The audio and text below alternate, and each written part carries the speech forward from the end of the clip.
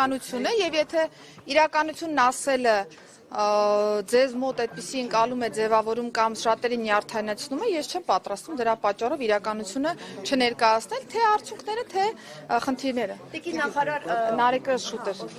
Տիկին նախարար դիմել էի քննչական կոմիտեին արտաքին հետախուզական ծառայության հայտարարության հիման վրա։ Ուզում եի հասկանալ ներքին գործերի նախարարությունը լրացուցիչ ինչ տեղեկությունների հիման վրա է դիմել, որ հարցն այն մասն է, որ օտարպետություններում հայերին ճնշում են ընտրությունների մասնակցություն ունենալու հետ կապված միայն այդ ծառայության հայտարարությունն է, թե նաև ՆԳՆ-ն այլ տեղեկություններ ունի եւ ինչ կարող եք ասել ընթացքից։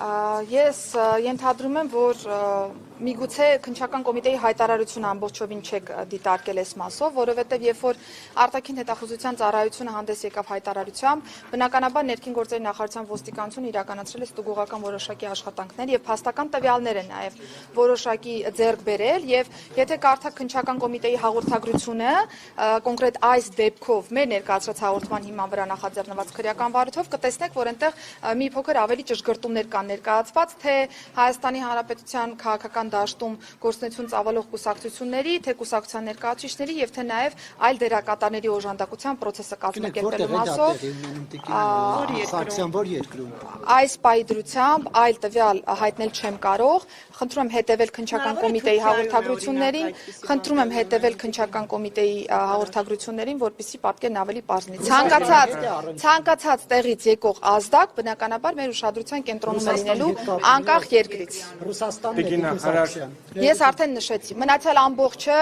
քանի որ նախաքննություն է իրականանում, քննչական կոմիտեն պատեհ պահի հանդես կգա հայտարարություն։ Նախարար, ես ուզում եի երեխայի հետ կապված այդ դեպքից մի բան հարցնել, տեղեկություններ կան, որ միջավայրը, որտեղ որ երեխան ապրել է, ինչ որ ամբարով վարքեր են եղել, կա ոստիկանության մոտ նման տեղեկություններ, եթե այո, մի քիչ մանրամասնեք ինչի մասին է խոսքը։ Համայնքային ոստիկանություն կա, մի քանի այդպիսի դեպքի մասին ենք լսել, իրենց հայտնի չէ նախապես թե ինչ է կատարվում այդ համայնքներում։ Նախ մենք հետ կապված էլի մի անգամից ասեք, որ հետ կապված ինչ տեղեկություններ կան, փնտրում եք կամ նա ինչ մասնակցություն ունի։ Այս պայդրությամբ ես նշեմ, որ երբ որ մենք հաղորդում ենք ստացել բժշկական կենտրոնից, ահազանգը կարելի ասել այնպիսին էր կամ ընտանիքի անդամների կողմից այնպիսին էր հաղորդումը, որ ըստ էության գործ չունենք հանցագործության հետ, ստանդարտ process է, երեխան իրեն վատ է զգացել եւ դրա արդյունքում է, որ տեղափոխվել է բժշկական կենտրոն, բայց անմիջապես ձեռնամուխ ենք եղել օպերատիվ հետախուզական աշխատանքների եւ դրա հիման վրա է նաեւ, որ հենց սպանության փորձով է վարույթը նախաձեռնվել, որովհետեւ տեղեկություն էինք ստացել, որ տվյալ անձի հոր հետ բնակվող կնոջ նաեւ միջամտությունը կա ընդհանուր գործընթացին, երեխայի ծեծի մասով եւ ըստ այդմ նմանատիպ հետևանք առաջացնելու մասով այժմ շարունակում են քննչական կոմիտեի հետ աշխատանքները, գիտեք, որ նաեւ խափանան միջոց կա ընտրված անձի նկատմամբ, շարունակում ենք աշխատանքները, որպեսզի նաեւ ընտանիքի մյուս անդամներին վերաբերելի այո իրավիճակներին եւս նաեւ իրավական գնահատական որպես այդպեսին կարողանանք տանք, այո, ինչ վերաբերում է Չէ, այս պահին ուղղակի կարգավիճակի հետ կապված հարցերն են ճշգրտման չեմ բացառում, կախված այն տվյալներից, որոնք որ կստանանք, նշեմ, որ միջավայրի հետ կապված, տեսեք, նշում եք համայնքային ոստիկանության հետ կապված, մենք պիտի նախ առաջինը նկատի ունենանք, որ մեր երեխայի իրավունքների պաշտպանության այն նոր համակարգը, որ ներ ենք դրել, այն տրամաբանությամբ է, որ առաջին ինֆորմացիա ստացողը որպես այդպեսին չպիտի լինի ոստիկանությունը։ Այսինքն ազդակը պիտի գա համայնքից, ազդակը պիտի գա այնտեղի սոցիալական ծառայողներից եւ մնացյալից։ Ես վստահ եմ, որ նաեւ գործընկերներն են այս հարցը դիտարկում, նաեւ իրենց իրավասության տիրույթում, որ հասկանան եղել է ազդակ օբյեկտիվորեն, թե չի եղել ազդակ նմանատիպ իրավիճակի։ Ես էլ մեր մասով համայնքային ոստիկանների կտորով եմ դիտարկում իրավիճակը, որպեսզի հասկանանք հնարավոր էր այդպիսի տեղեկատվություն մեր գործիքակազմի տեսանկյունից այո ստանալ թե ոչ, եւ եթե որևէ խախտում հայտնաբերի այս դեպքում ին պատասխանատվության տիրույթում, այսինքն ոստիկանի աշխատանքի մասով, բնականաբար ռեակցիան շահի դրությամբ այդ մասով ինչ ասացիք, ինչ որ հետո արդեն որ ուսումնասիրել կա այդպիսի, այդտեղ եղել այդպիսի միջավայր, այդ մասին էր հարցը տիկին նախարար։ Հիմա շարունակում ենք մեր ուսումնասիրությունները, թույլ տվեք ավել բան չհանրայնացնել, որովհետև նաեւ երեխաների եւ ընտանիքի մյուս անդամների հետ կապված որոշակի նաեւ հոգեբանական վիճակ ունենք։ Հիմա պատկան մարմինները աշխատում են այդ մասով։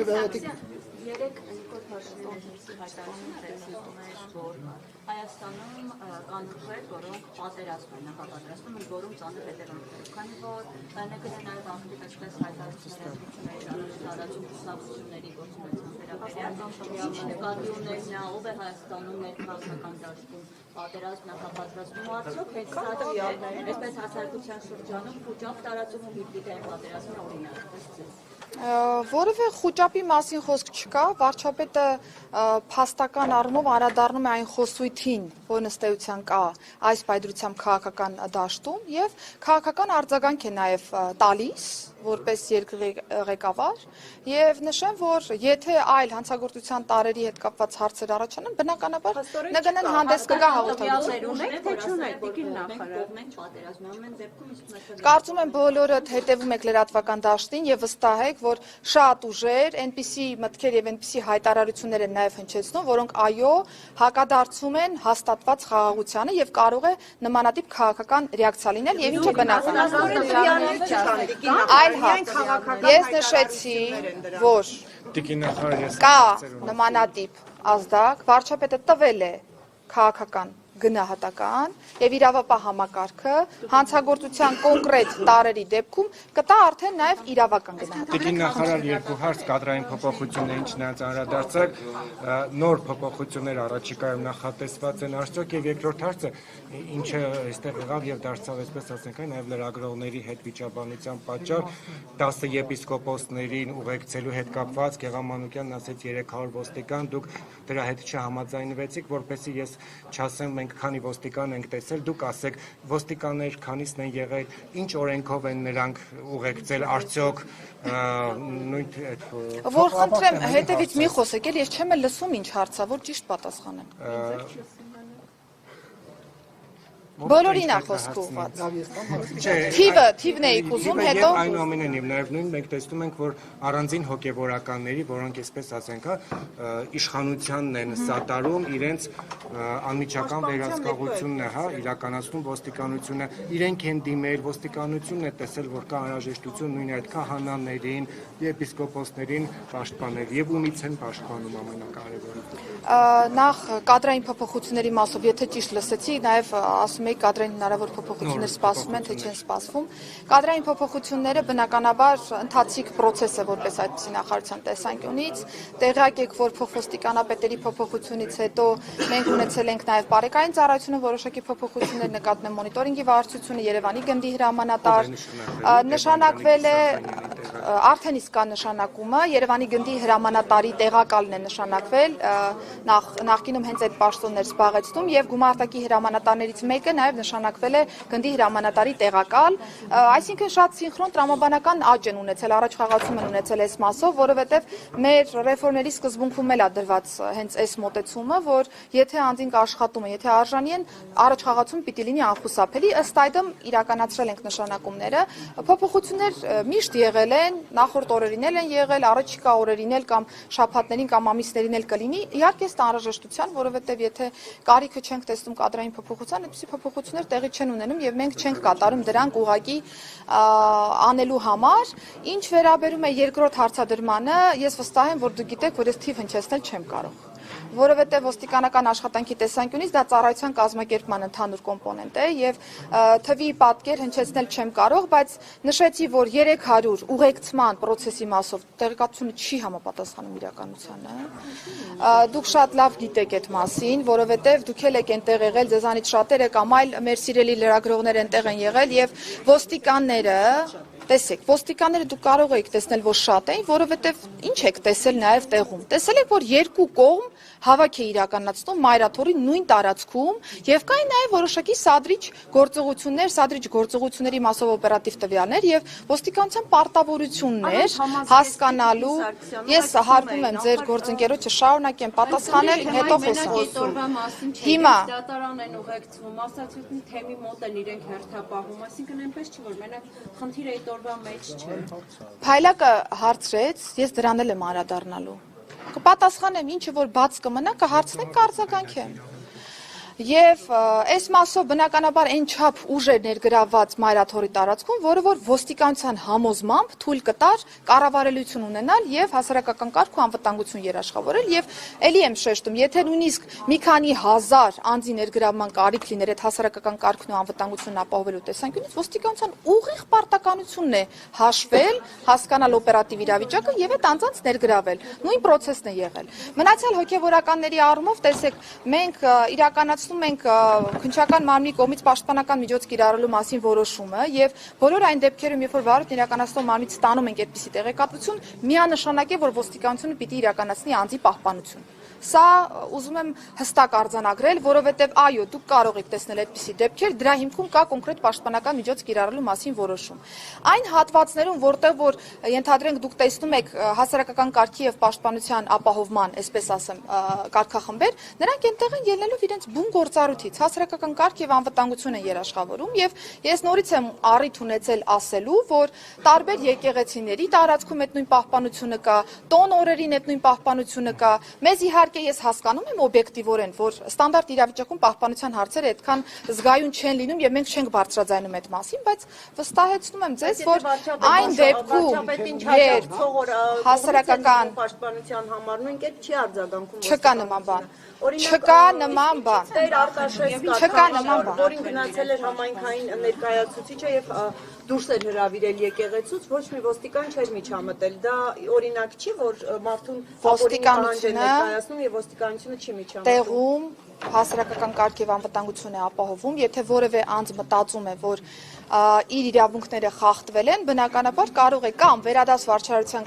կարգով ինձ բողոք ներկայացնել ոստիկանի գործողության կամ անգործության մասով, կամ եթե տեսնում է, որ հանցագործության տարը իր պատկերացմամբ հաղորդում ուղարկել համապատասխան մարմնին, մինչ այս պահ նմանատիպ իրավիճակ էլ ունեցել ենք։ Այսինքն մի դեպքում ինձ վերադաս վարչարարության կարգով բողոք է ներկայացվել, քննչական մարմին քրեական վարույթ նախաձեռնելու վերաբերյալ հաղորդում է ուղարկվել, իրավական պետություն ենք, այդ process-ները պիտի ապահովենք, եթե որևէ մեկը մտածում է, որ իր իրավունքը խախտված է, բոլոր գործիքակազմերը ունի իրավունքի պաշտպանություն իրացնել։ Եկեղեցու իրավունքները դուք արդյոք պաշտպանում եք, ինչ եմ հարցնում Պրինսարցիան, որովհետև եկեղեցուն որոշում կայացվեց, որ նախկին Տեր Արամը պետք է թողնի եկեղեցին, բայց ոստիկանությունը կատարում է եկեղեցու արդեն մարմնի, որը կառույցի ունի ինքնավարություն, այդ եկեղեցու որոշումները կարող է կատարել, ինչու չի կատարում։ Ես հարցին անդրադարձել եմ,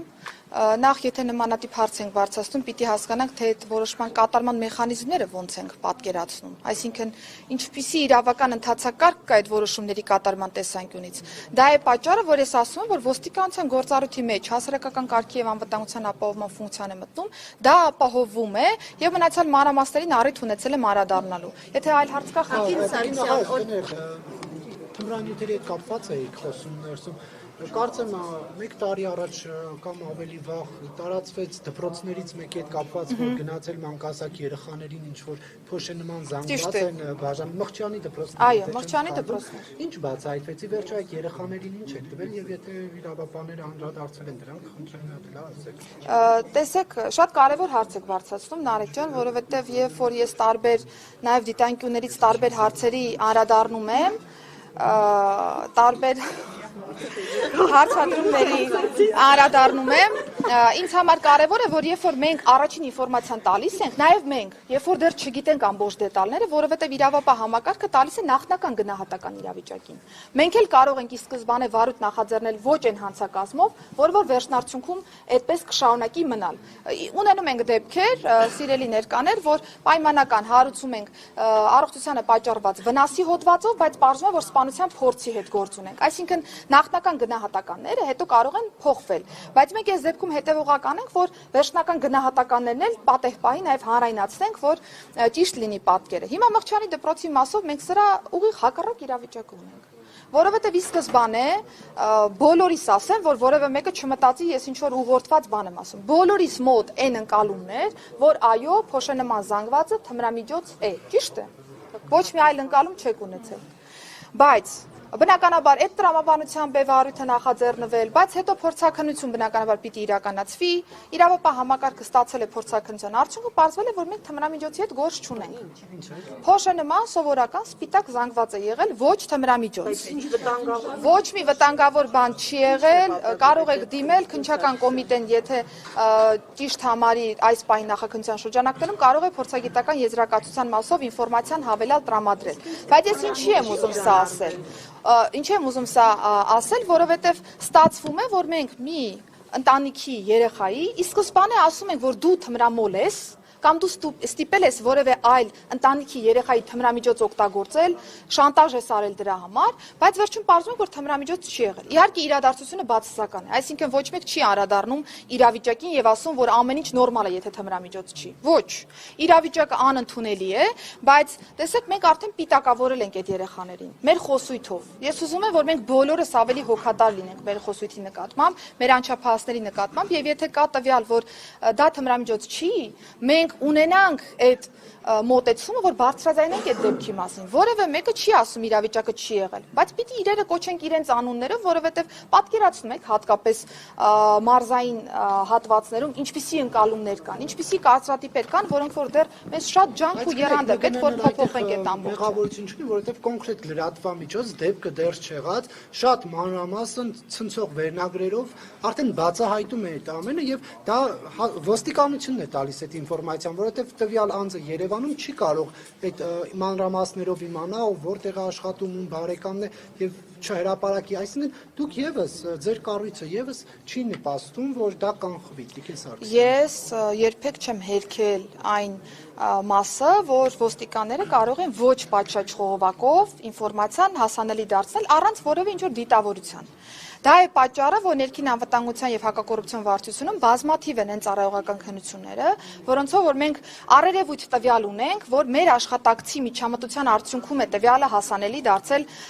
լրագրողական համայնքին, բայց նորից եմ ուզում շեշտել, որ հետո չխեղաթյուրվի միտքը։ Լրագրողական համայնքին տեղեկատվությունը պիտի հասանելի դառնա, բայց պատշաճ խողովակի արդյունքներով եւ պատշաճ նաեւ չափաբաժնով, որպեսզի նաեւ անձի իրավունքների հետ կապված խնդիրներ չունենան։ Իմ մամլոխոսնակը միշտ հասանելի է, ցանկացած տեղեկատվություն տվյալ պահին, եթե շնորհակալություն, որ հաստատեցիք, եթե կարիքը կա, անմիջապես կտրամադրի, բայց ոչ պատշաճ խողովակով տեղեկատվության հանրայնացումը շատ բացասական կոմպոնենտ կարող է իր մեջ պարունակել։ Բայց ես նաև փաստեմ, որ մենք ունեցել ենք ուսումնասիրություններ, երբ որ ոստիկանի կողմից չի եղել տեղեկատվության փոխանցումը։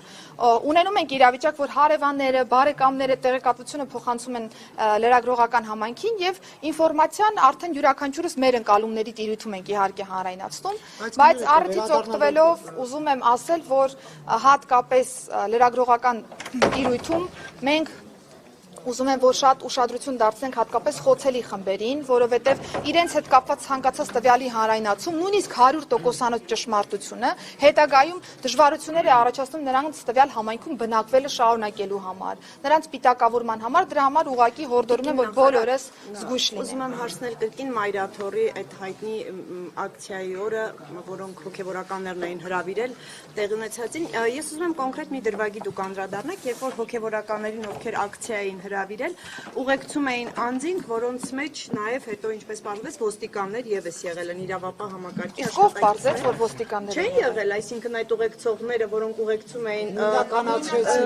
Չէ, դուք այսինքն պնդում եք, որ չեն եղել ուղեկցողների մեջ ոստիկաններ, Տիկին նախարար։ Ես պնդում եմ, որ տարածքում կարող են լինել քաղաքացիական հագուստ կրող քրեական ոստիկանության ներկայացուցիչներ, բայց ոչ այն պնդմամբ, ինչ որ դուք ներկայացնում եք։ Այսինքն չեն ուղեկցել, շղթայի մեջ չեն եղել, մեկին նույնականացրել էին այդ շղթայի մեջ քաղաքացիական հագուստով, հետո այլտեղ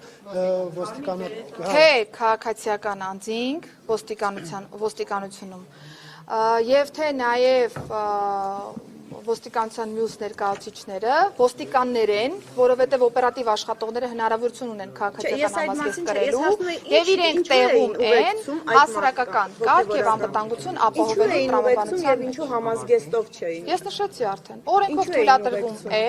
եւ կարող եք տարածքում նույնիսկ ոչ մայրաթորը Տիկին նախարար, իրենք ակցիա էին հրավիրել։ Հասարակական կարգ եւ անվտանգություն ապահովելը չի ենթադրում միայն շղթա կազմել եւ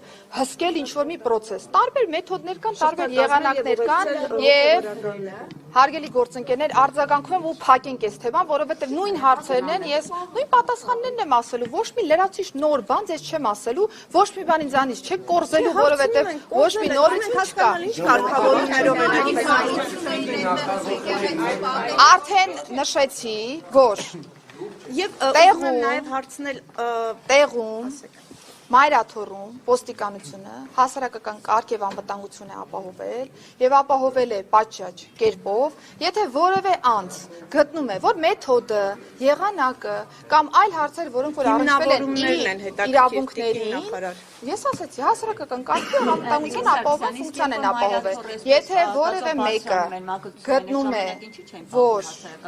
եթե որևէ մեկը գտնում է, որ իր իրավունքների հետ կապված խնդիր կա, կարող է դիմել նախարարին։ Դուք խնդիր տեսակ Արցախի եթե այլ հետաքրքիր հարցեր կապված է, ինչ կասեցվեց հետո անմիջապես մի բան խնդրեմ էլի, ուղղակի կլինի մի քիչ առաջ գնանք, որովհետև ինձ շատ եք ես բոլոր հարցերին պատասխանելու եմ։ Նենց որ խնդիր չկա։ Հայտ իրադարձություններից հետո ձեր 3 տեղականներ անմիջապես ազատվեցին աշխատանքից։ Արդյոք միայն 3-ն էին մեղավոր այդ ամենում, որովհետև եթե ձեր տեղականներ 3 առնվազն աշխատանքից ազատվում, նշանակում է ձեր մեղքի բաժինն եք կար։ Ինչու ձեզ որևէ ձևով այդ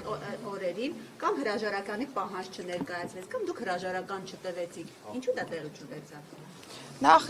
իմ տեղականների մասին չի խոսքը։ Ոստիկանությունը ունի իր կառուցվածքը, ոստիկանապետ գոյություն ունի եւ ոստիկանապետի տեղակալներ գոյություն ունի եւ 3 տեղակալների փոփոխությունը նորից եմ ուզում շեշտել, ընդհանուր առմամբ համակարգ նոր էներգիա բերելու տրամաբանության մեջ է եւ եթե դուք կարծում եք, որ Հայաստանի Հանրապետությունում ցանկացած հանցագործություն տեղի ունենալու պայմաններում պիտի մենք գտնենք որևէ մեղավորի եւ իրեն անմիջապես ազատ արձակենք ծառայությունից, ես եթե թույլ տաք շարունակեմ, գուցե գտնեք ձեր հարցի պատասխանը եւ էլ կարիք չլինի միջամտելու։ Եթե մենք մտածենք, որ յուրաքանչյուր հանցագործության դեպքով որևէ ծառայող պիտի ազատվի համակարգից, դա ոչ տրամաբանական մոտեցում է, չեք գտնի մի պետություն, որտեղ որ ինչ որ հանցագործության դեպքով, կոնկրետ ամեն հանցագործության դեպքով մարդ ազատվի համակարգից։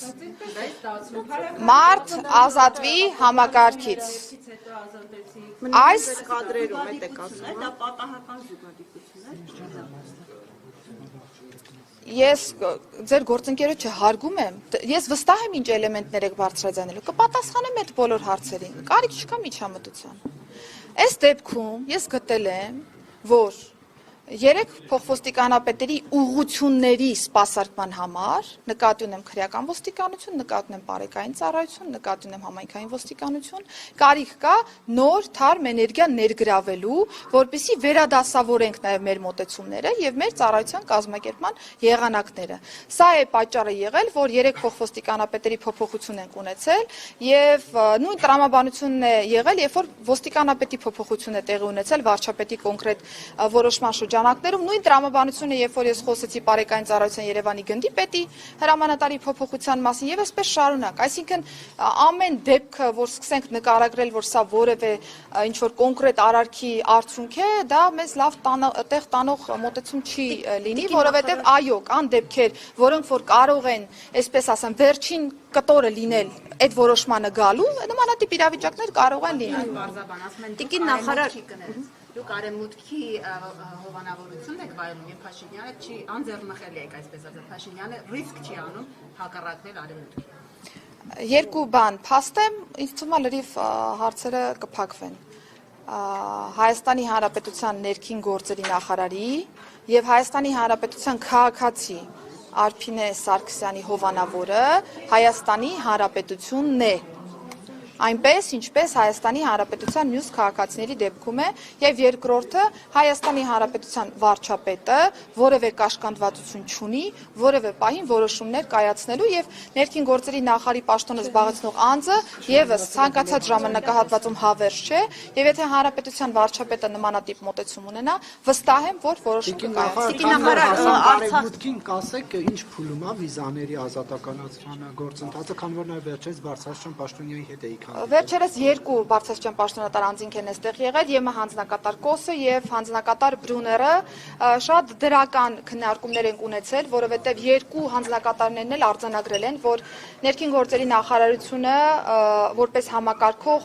պատշաճ կերպով գերազանց կատարել է իր արժեվ դրված խնդիրը եւ սա է պատճառը եղել, որ ռեկորդային արագ ժամանակահատվածում մենք ստացել ենք գործողությունների ծրագիրը, ընդ որում շատ միջոցառումներ, որոնք ակնկալենք, որ օրինակ առաջիկա տարիների կտրվածքով պիտի կատարվեր, այսօր մենք նույնիսկ կատարել ենք այդ միջոցառումները եւ գործընկերներս երկուսն էլ փաստել են եվրոպացի, որ շատ իրատեսական է վիզաների ազատականացումը Հայաստանի Հանրապետության համար։ Ես որպես նախարարության կողմից process-ի համակարգող գլխավոր բանակցող պիտի փաստեմ, որ ներգերատեսչական, այսինքն ներհանրապետական կտրվածքով մենք մեր արժեվ խնդիր ենք դրել, որ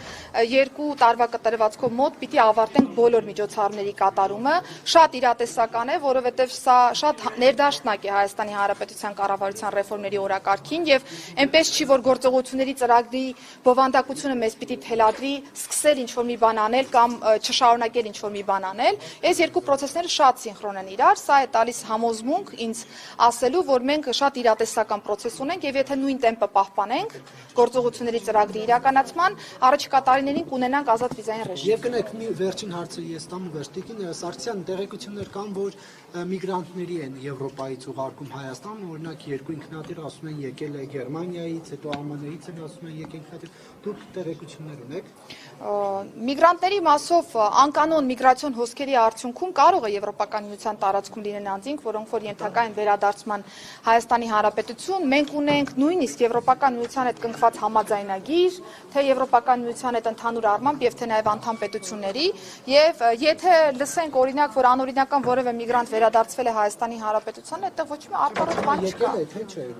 Առանձին տվյալներ այս պայծրությամբ չունեմ, որ ինչ-որ մեծ խմբերի հետ կապված տվյալներ կան, դա իրականությանը չի համապատասխանում։ Ստանդարտ process կա, կարող են մի քանի հոգի օրինակ ասում են սպանության հետ կապված, ասում եք չպետք է պաշտոնանկություն իրականացվի, բայց բարբերաբար մենք տեսնում ենք, որ սպանություններ լինում տարբեր հատվածներում եւ բացի այդ այսպես տարածված խոսույթ է, որ Սիցիլիա է դարձել Հայաստան։ Հիմա այս դեպքում ով պետք է պատասխանատվություն կրի։ Ու ինչի չի կանխվում այս դեպքերը, ինչու է բարբերաբար շարունակվում։ Նվազում չկա դեպքերի։ Տեսեք, ես երբ որ ինչ-որ մի բան, ինչ-որ մի թեմայով ներկայացնում եմ, ես գոնե այն բարեխիղճ կանխավարկածը ունեմ բարեխիղճությամբ, որ դուք լսում եք ես ինչ եմ ասում։ Որ հետո հարցը ձևակերպեք, ես գլոբալ նկատեմ, հարցը ձևակերպեք հենց այս տրամաբանության մեջ։ Հիմա նախ առաջինը, Հայաստանի Հանրապետությունը Սիցիլիա չի։ Ես նշեցի, որ 3.2% նվազում ունենք հանցավորության, եւ սա միայն ու միայն իրավապահ համակարգի ջանքի արդյունքն է, որովհետև ես առիթ ունեցել եմ նաև նշելու, որ սպանությունները եւ առհասարակ հանցավորությունը երկու կատեգորիայի կարելի է բաժանել։ Առաջինը դրանք կազմակերպված իրավիճակներն են, այսինքն կա պլանավորում, կա դերաբաշխում, process կա գեներացվող, որտեղ որ իրականում ամենաառաջնային դիրքում իրավապահ համակարգն է։ Այսինքն դու ինչպիսի օպերատիվ աշխատանք ես իրականացնում, որ բացահայտես այդ դեպքը եւ կանխարգել ես այդ իրավիճակները։ Հիմա առաջինը ես նորից շեշտեցի, որ մեր հանրապետությունում ամեն օր սպանություն չկա։ 50 սպանության դեպք ունենք եւ եթե ժամանակագրական առումով նաեւ համեմատենք 2018-ից հետո եւ առաջ իրավիճակները, միջինում նախորդի ժամանակահատվածում ունեցել ենք 52 սպանություն, 18-ից հետո միջինում ունեցել ենք 50 սպանության դեպք։ Բայց նորից ես գնում եմ դեպի կոնկրետ դեպքը, որովհետեւ թվերը ինձ հետաքրքիր են այնքանով, որ հանրության հետ պարզ լինենք եւ ֆիքսենք, որ մենք ամեն օր սպանություն Հայաստանի Հանրապետությունում չունենք։ Հիմա առաջին դեպքերի մասով, այո, քանի անգամ կամ մի քանի ամիսում ենք, այսինքն բարբերաբար մենք ահասարցում ինչ որ դեպքերի ենք ականատեսում սպանությունների։ Հիմա դուք ենթադրում եք, որ Հայաստանի Հանրապետությունում ընդհանրապես հանցագործություն չպիտի լինի։ Ինչ որ մի երկիր կա, ով որ սպանությունից ապահովագրված է։ Եթե մենք օբյեկտիվ լինենք եւ ես հուսով եմ, որ դուք հենց այդ աչքով եք նայում այս ամբողջ process-ին, բոլորիդ նկատի ունեմ։ Մի այլ երկրի դեպքում խնդրեմը օրինակ ահաբեկչական ակտերն են։ Տեսնում եք դպրոցներում ահաբեկչություն կա, խանութներում ահաբեկչություն կա, մոլերում ահաբեկչություն կա, զանգվածային նաեւ սպանության իրավիճակներ կա։ Հայաստանի Հանրապետությունը լավ առումով եմ ասում, նմանատիպ իրավիճակների ձեռց է, որևէ մեկը չի կարող հակառակը պնդել։ Եվ եթե լրատվական դաշտում տարբեր անձինք կարող են նույն իրավիճակը անընդհատ քննարկման առարկա դարձնել, ընդ որում վերհիշեցնել նաև օրինակ 2017 թվականին տեղի ունեցած սպանության դեպք, 2018 թվականին տեղի ունեցած սպանության դեպք, նույն սպանությունը մի քանի օր շարունակ լուսաբանվի, մի օր հոգեհանգիստ լուսաբանենք, մի օր այլ իրավիճակներ լուսաբանենք, մի օր այլ իրավիճակներ, տպավորություն կարող է ձևավորվել, որ ամեն օր այդպես է իրավիճակը։ Ես շարունակեմ Ամեն օր այդպես է իրավիճակը, բայց նորից եմ շեշտում, ունենք 50 սպանության դեպք, որը նույնիսկ համաշխարհային միջինից 2 անգամ նվազ է, բայց գալով դեպի բովանդակությունը շարունակեմ, որ կիսատ չմնա։ Եթե խոսում ենք օպերատիվ աշխատանքի մասով, անցած տարի 12 սպանության նախապատրաստություն ենք բացահայտել։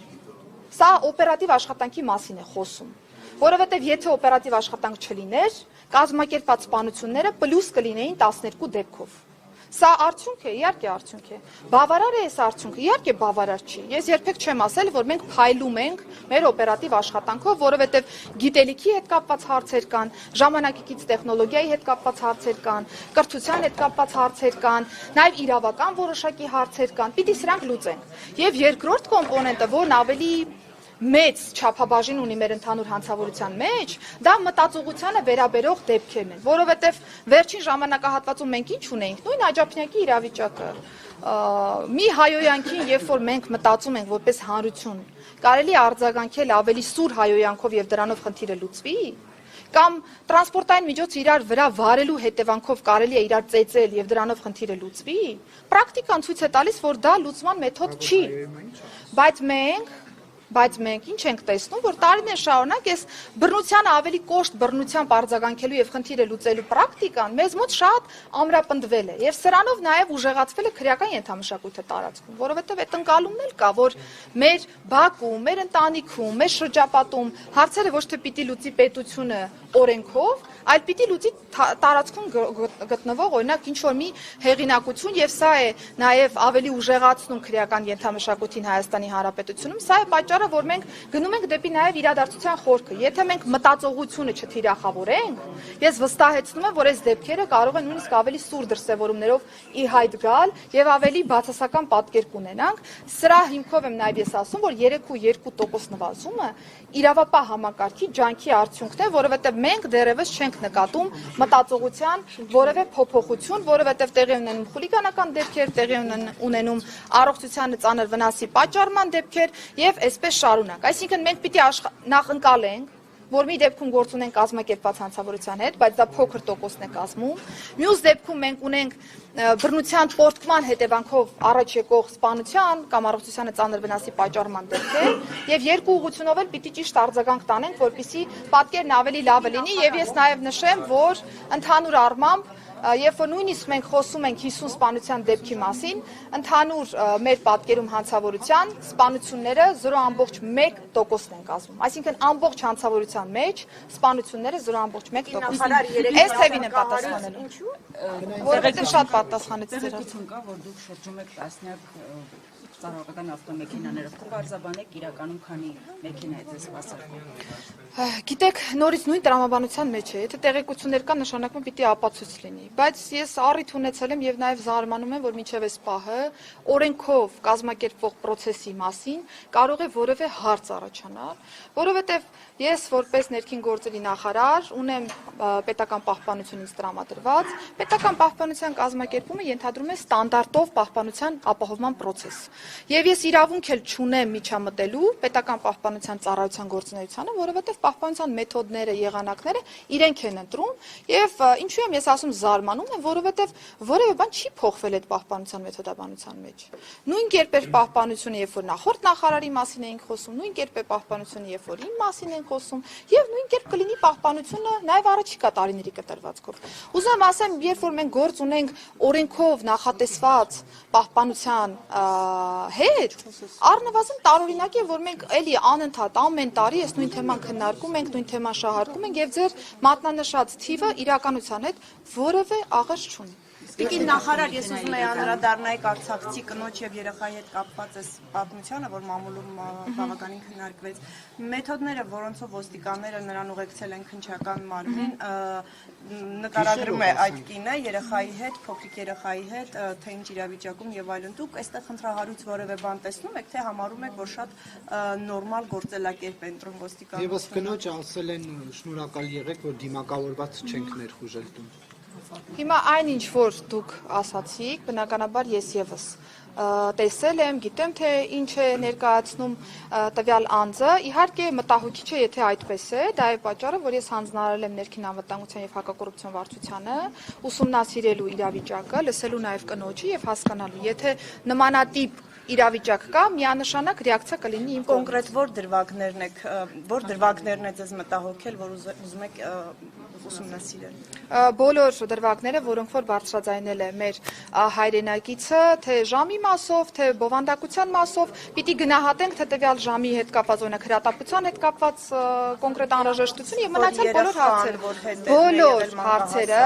վստահեցնում եմ, որ դառնալու են ուսումնասիրության առարկա, եթե որևէ բան ոչ համապատասխան լինի, ռեակցիա կտրվի անպայման հանգիստ եղեք։ Այս փոսերի հետ կապված արդյոք, քանի որ վթարավտանգ իրավիճակներ է սկսում, մի քիչ ձեր հետ կապ չունի, բայց խցանումներ, վթարներ են առաջացնում այս փոսերը։ Դուք օրինակ քննարկում ունենում եք համապատասխան օղակների հետ, որ այդ վթարավտանգ իրավիճակներ ստեղծող խնդիրները վերացնեն։ Ես տեղյակ եմ, որ Երևանի քաղաքապետարանը զբաղվում է խնդրով, պլանավորված աշխատանք կա, կոնկրետ, որպեսզի խնդիրը լուծվի։